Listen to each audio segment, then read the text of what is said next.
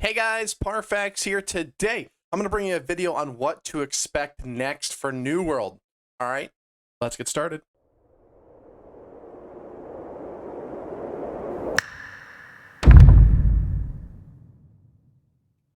All right, so we are here. It is officially over. I waited to do this video until literally the servers went down. They went down just a couple minutes ago at about 10 to 12 after 3 o'clock in the morning here on the East Coast.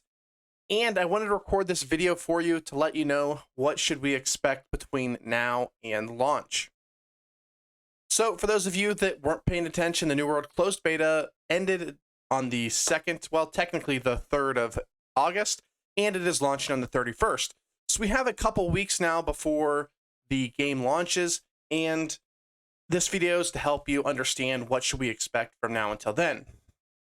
And the first thing I want to tell you is we're going to go back to a post they made a little while ago, and I think it was like 2 months ago, and we shouldn't expect any more large updates or large content.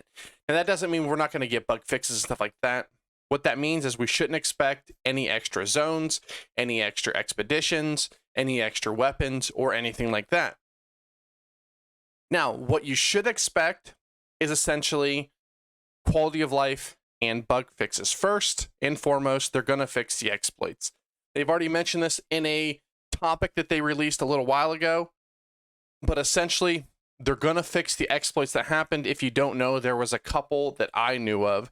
There's a board one where you can essentially just continuously complete a board quest over and over again, even going as far as not using any resources. There was a dueling one that they already fixed where you could get a bunch of experience by dueling. There was a bug with a two-handed axe where it double hits. That is going to be fixed. And essentially all the other exploits that are out there, those are the only ones that I specifically know about. But I've heard bits and pieces of a couple others, which is very standard in pretty much any game that I've ever played. There's always exploits. Heck, even, games that are out there that have been out there for years, when they have a new update, or even just people randomly stumble across exploits. So nothing new, but it is good to see them acknowledge them and say they're going to fix them. Next, we should expect some balancing. Now, this means either buffs or nerfs to either armors or weapons. I don't expect really anything when it comes to armor.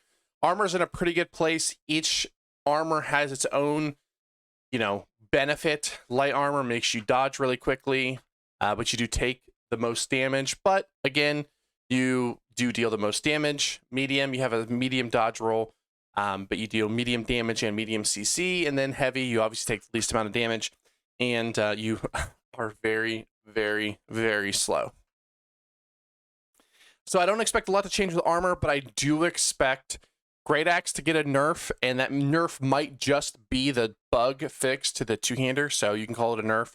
Essentially is, because that's a massive part of their damage. And I probably expect a nerf to Berserk on the Hatchet.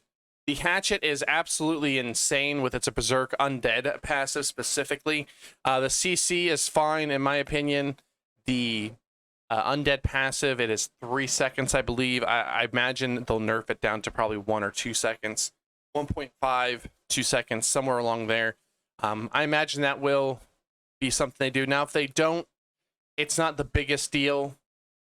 The one thing people just got to look out for when it happens, it is a very top tier weapon, and I would say in a small group 1v1 situation, it's probably the second best weapon in the game next to the Great Axe. The Great Axe is insane.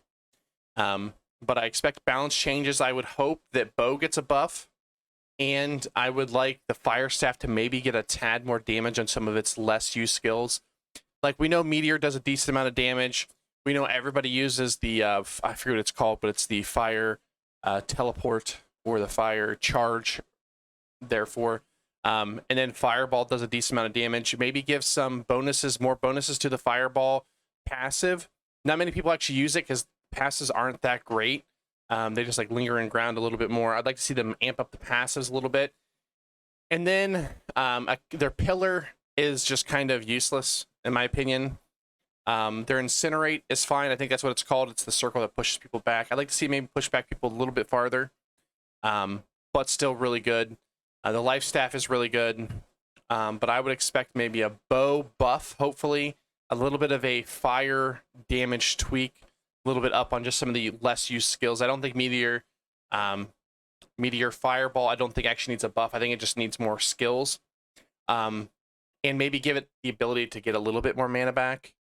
So we'll see on that part, but I expect that. I think Ice Gauntlet could see a slight nerf. It is very top tier, but I'm actually fine with the Ice Gauntlet where it's at. It's very, very good, but I think I'd rather see things like the bow, the musket, even the rapier get a little bit of a buff. I know the rapier can do insane damage, and it's kind of hard to say that the rapier needs a buff because, man, if you build the rapier and you go just the evade tree with like, what is it, evade, I forget what it's called, the thrust that thrusts you, spin around, it's a dash, and then, what's the other one? Oh, the parry, the riposte, I think it's called. They're insane, but the other side of the tree is more damage focused, but it's not that great. So I'd like to see maybe that side get a little bit of a buff. So I don't expect them to do a whole lot when it comes to the weapon tree. Most people, you know, you could tell the weapons are pretty good. Each one of them at least has a place. The only one that kind of lacks over all of them is the bow. I know people give me shit for that, but it just really lacks over all the other weapons. So that's what I expect. And I just expect the servers to get a little clearer. Now they're going to have hundreds of, actually millions, I think, of people played the closed beta. I know there were 250,000 people on at a time, concurrent players on the game at a time. So I imagine it had to be at least 1 million people probably logged into the closed beta.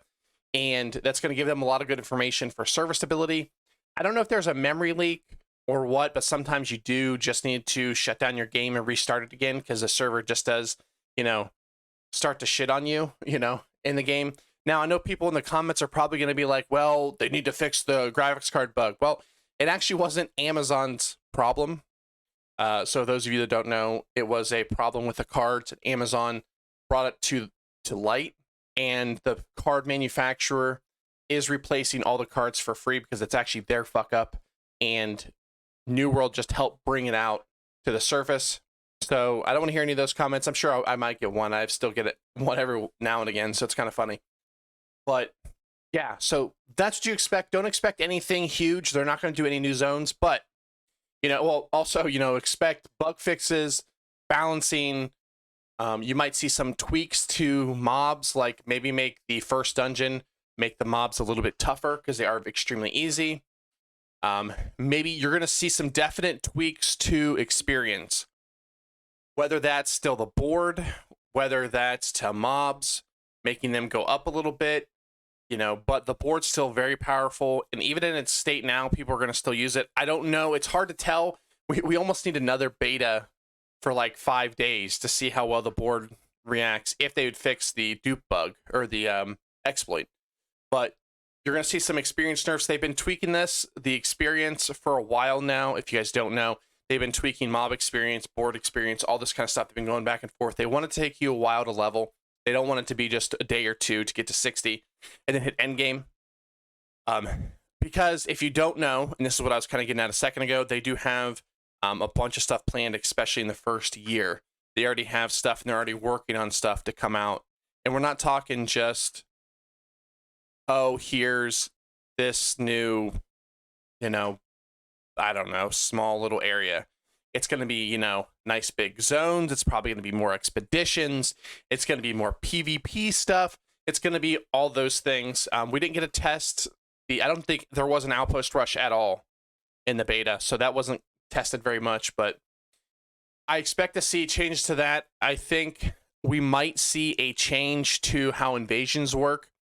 Invasions were a sort of a very sore spot on this beta, and it's not because invasions are bad, but it's because they were invading the cities. Nothing really happened to the cities when they were invaded, and then whenever they were invaded early.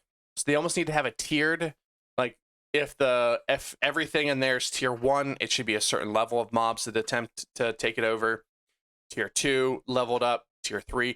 I haven't heard anything on that, but I figure that would probably be something they're going to look into because that's going to be a lot of the feedback. I know a lot of people that have talked about the invasions, that's kind of the one thing they talked about, is many people didn't even get a chance to do them, if not anybody, because you just had to be a certain level. You had to have a certain amount of people there to do it.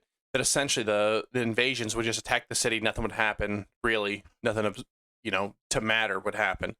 And you'd go about your business. But they should make it to where if the invasions happen, it can mess up the city.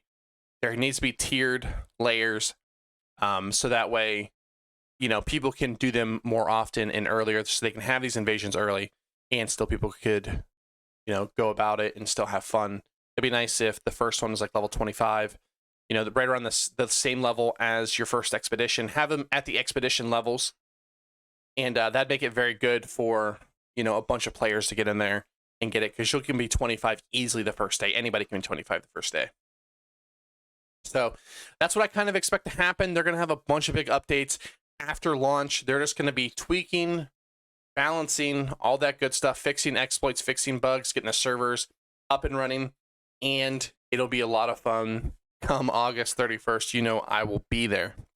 All right, guys, thanks for watching. Hope you enjoyed these random clips that I've had running through here. The game is officially down, so you're going to have to be stuck with all my New World content, either going over videos they've posted, videos that I've recorded myself, and all that kind of good stuff. So I hope you guys enjoyed this video, and I hope to see you next time. Bye.